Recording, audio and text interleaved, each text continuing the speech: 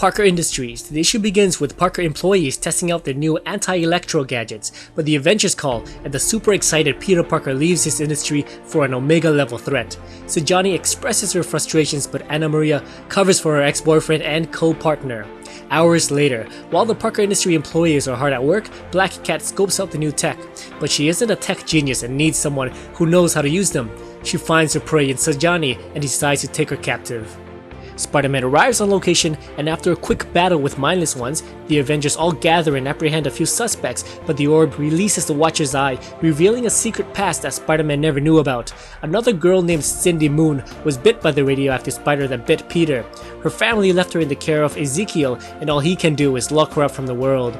Spider-Man snaps out of the visions and races off to find Cindy, who has been locked up soon after she was bit by the radioactive spider. Arriving on location, Spider-Man is met by a pre-recording from Ezekiel. Parker disregards the warnings and decides to release Cindy from a self-inflicted prison. Far, far away, a mysterious stranger detects that the Spider Bride has been set free. He states, "It is time. The great hunt begins. From this moment on, let all hell break loose." Back at Ezekiel's holding cell, Cindy attacks Spider-Man, stating that he has killed us all. Morlan will return. Spider-Man informs her that Morlan is gone, he is dead.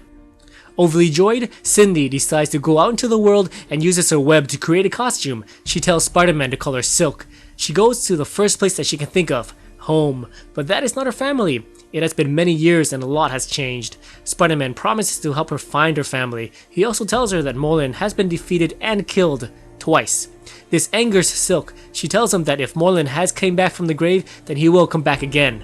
She attacks him out of anger, but instead of throwing the last punch, she leans in for a kiss.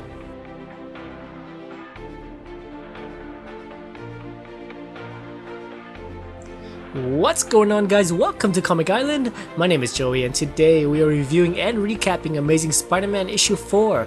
Alright, so before I dive into Cindy Moon aka Silk, I want to discuss how impressed I am with Spider-Man's supporting characters. In most comics, I read them for their main star, but in Amazing Spider-Man, I love reading about the people around the main antagonist, sometimes more than reading about Spider-Man himself.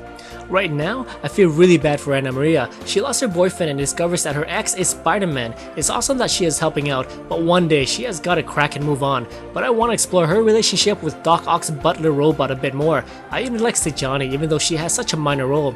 But if Peter keeps this up, she will probably phase out of the comic series, much like all the employees of Horizon's lab did.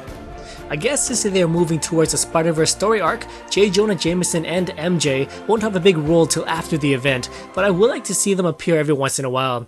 Now I want to show you these two pages where we see a mysterious stranger sensing that Silk has been released. I can only guess that this is Morlan, but what's interesting is the image here. It looks like he is on an alien world with two moons.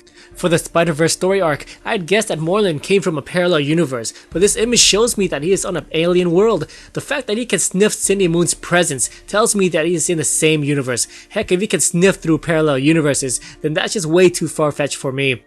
Alright, so ever since Amazing Spider-Man issue 1, they have been building us up to when we get to meet Cindy Moon aka Silk. I was nervous about this one, since I felt like Marvel just wanted to introduce us to another hero or villain, and then a year from now, she will totally be gone and we would have wasted our time getting attached for nothing. But the introduction has been great so far. I do want to know why Cindy has different powers when compared to Spider-Man. I mean, in this issue, we can confirm that she has better speed and a better spider sense than Peter. She can also shoot web from her fingertips, where Peter has to create them and attach it to his wrist. Also, her web has a hook-like effect at the tip. So far, Silk seems pretty dangerous in my opinion. Alright, so at the end, just before she punches Peter, she decides to lift his mask and starts making out with him. The guy in me goes, woohoo! But then the story fan in me goes, what the?